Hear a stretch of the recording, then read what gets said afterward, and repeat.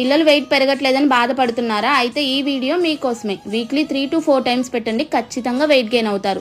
ఇది నేను చెప్పట్లేదు, మన అమ్మమ్మలు నానమ్మలు చెప్పిన మాటే. దీనికోసం 4 to 5 hours నానబెట్టిన మినపగుళ్ళను 2-3 సార్లు నీట్గా కడిగి వాటర్ రాకుండా మిక్సీ జార్లోకి తీసుకోవాలి.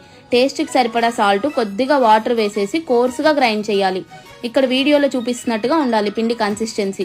ఇప్పుడు కట్ చేసిన ఆనియన్స్, 1/2 స్పూన్ జీలకర్ర, సన్నగా కట్ చేసిన కరివేపాకు వేసి 2-3 నిమిషాలు బాగా మిక్స్ చేయాలి. ఇప్పుడు కడాయిలో కొంచెం ఆయిల్ వేసేసి మొత్తం ఇలా స్ప్రెడ్ చేయాలి.